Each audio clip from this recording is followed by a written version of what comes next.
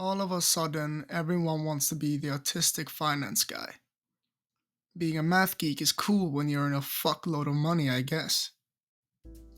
Quantitative analysis has had a huge rise in the last couple of decades, and it seems to be the new cool thing in finance. But long before today, there was a mathematician who cracked the market and gave birth to quant analysis. I've been doing this for years, man. This video is about the man widely regarded as the father and king of quant finance, Jim Simons. His fund increased by almost 400 million% in 30 years by pure algorithmic trading. But we'll get back to that a little bit later, as the story of the quant king Jim Simons starts in 1938, where he was born in Brookline, Massachusetts.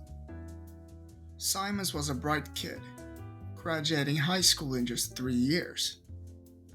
He then pursued a bachelor's degree in mathematics at MIT, where he skipped a year of math.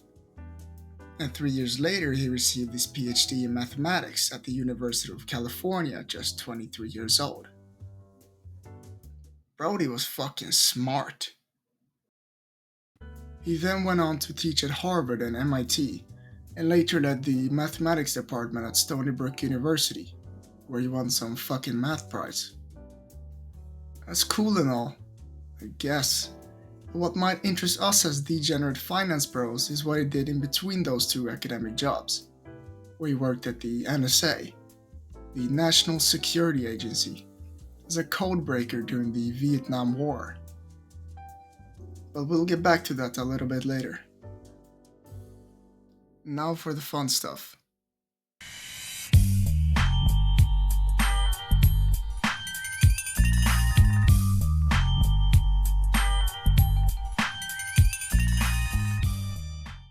To the disappointment of his colleagues at Stony Brook, Simons left and started his own hedge fund in 1978, called Moneymetrics. The fund had very little success for quite some time, and it was soon renamed Renaissance Technologies. The fund's success started in 1988 with the creation of the infamous Medallion Fund.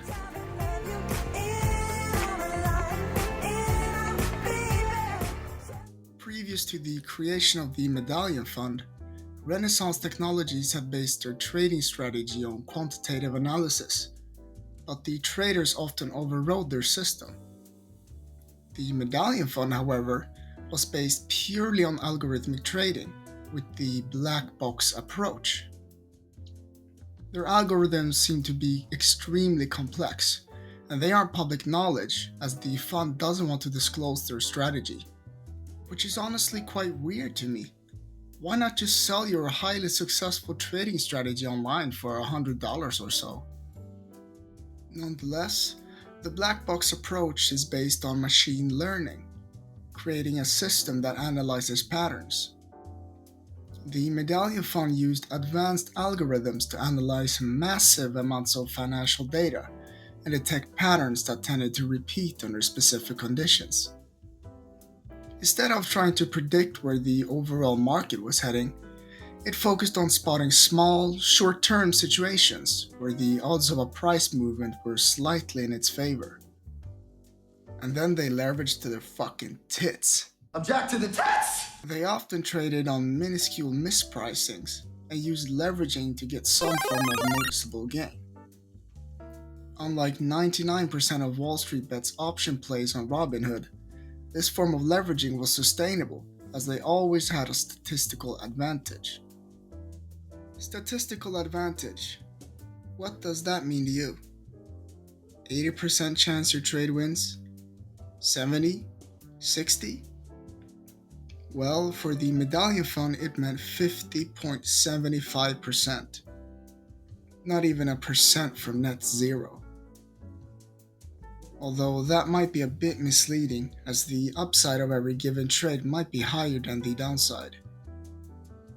Now you're probably thinking, that's cool and all, but where the fuck are the returns? And well, here you go.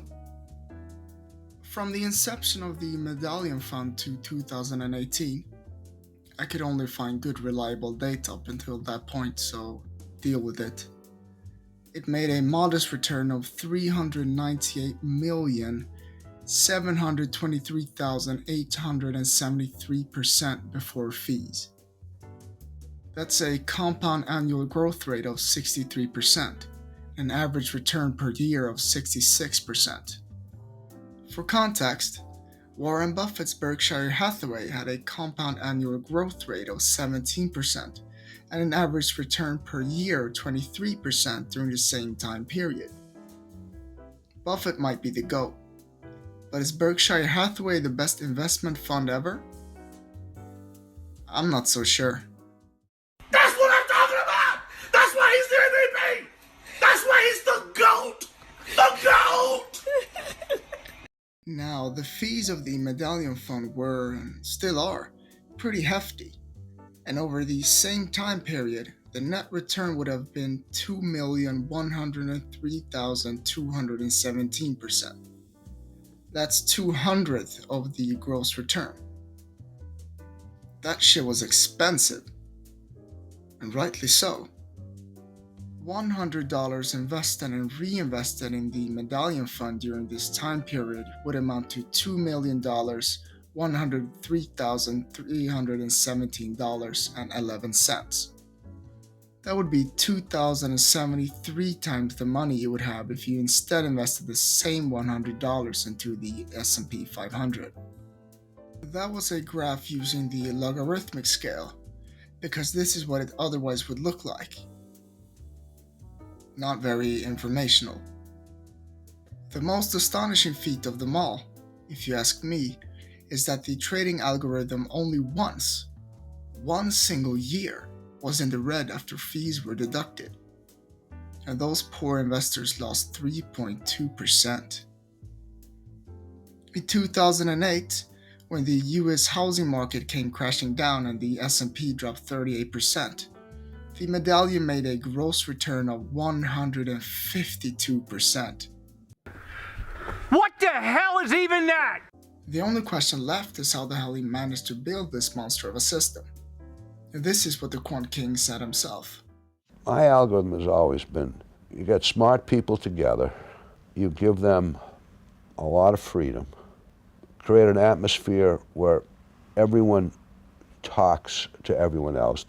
They're not hiding in a corner with their own little thing. And you provide the best infrastructure, the best computers and so on that people can work with, and make everyone partners. So that was the model that we used in Renaissance. Simons attributes much of his success to the competent people he had around him, or surrounded himself with, I should say. The idea was that a smart person could learn to do anything, but that the inverse wasn't true, that an experienced person or a knowledgeable person in a certain field couldn't learn to be smart. Well, I like to say that you can teach a physicist finance, but you can't teach a finance person physics.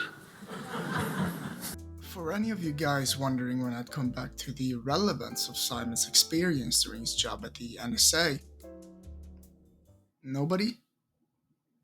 Okay, this is a bit awkward, but here it is. It is said that it was during his time at the NSA that Simon started to realize all of this, seeing that many of his coworkers were hired based on pure smartness. Another thing that surely had to play a part in Simon's and his company's success was the rise of computers. I mentioned earlier that the Medallion Fund analyzed massive amounts of data, and that wouldn't be possible to the same extent without powerful computers. We take in terabytes of data a day and store it away and massage it and get it ready for analysis. Renaissance Technologies themselves state that they downloaded more than 40 terabytes of data a day. Although, just to be clear, they do also have some smaller funds beside the Medallion Fund. For context, 10 copies of GTA 5 require 1 terabyte of data. So Renaissance basically downloads GTA 5 more than 400 times every day. My lame-ass computer could barely muster that in 24 hours. With the average download speed on Steam in the United States, it would take around 26 days to download as much data as Renaissance does in one single day. And 40 terabytes of storage, of course. So that's it, my friends. That's the story of the OG Quant, the Quant King Jim Simons, and one of the most successful investment funds ever.